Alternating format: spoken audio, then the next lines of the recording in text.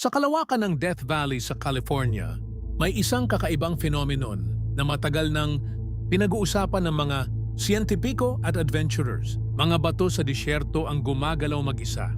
Walang tao, walang hayop, ngunit may bakas sa buhangin, parang may lihim na puwersa na gumagalaw sa kanila sa gabi at araw. Ang mga linya sa buhangin ay iba-iba ang haba at hugis. May mga bato na malalaki, may mga bato na maliit, ngunit lahat ay may bakas na parang may kumikilos sa kanila nang walang paliwanag. Nagsimulang obserbahan ng mga geologist ang phenomenon noong 1940s. Ayon sa kanilang tala, ang mga bato ay nagiiwan ng linya sa buhangin at kakaiba, walang nakitang tao o hayop na gumalaw sa kanila. Maraming theories ang lumabas, pero wala pang nakakapagpatunay. Isa sa pinakakaraniwang paliwanag ay ang hangin. Ngunit ang hangin lamang ay hindi sapat upang magpagalaw ng malalaking bato. Paano na lang ang mga napakalaking bato na tila naglakad ng maraming metro sa buhangin?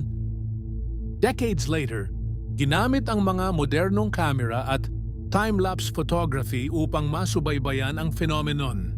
Napansin nila na sa ilang pagkakataon, ang yelo at hangin ay nakakatulong sa paggalaw ng bato. Sa mga malamig na gabi, nagiiwan ang yelo ng manipis na layer sa paligid ng bato at ang hangin ay nagtutulak sa mga ito. Ngunit marami pa ring bagay ang hindi maipaliwanag. Bakit iba ang direksyon ng bawat bato?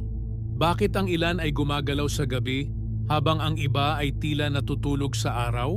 At bakit may mga linya na biglaang nagtatapos? Parang may invisible barrier. Maraming theories ang naglabasan.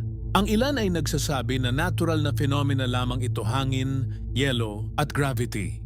Ang iba naman ay naniniwala na may unseen forces o energies na gumagalaw sa mga bato.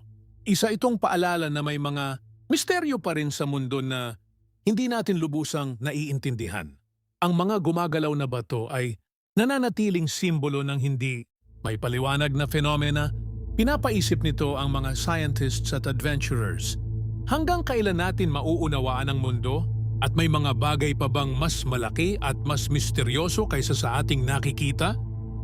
Ang mystery ng moving rocks sa Death Valley ay isa lamang sa napakaraming phenomena sa mundo. Patuloy itong nagbubukas ng tanong sa siyensya at misteryo. Sa bawat lihim sa kalikasan, may kwento na naghihintay na maibunyag.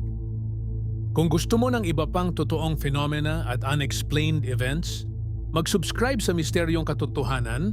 Huwag kalimutang mag-like at comment at palaging manatiling mapanuri sa mga misteryo sa paligid mo.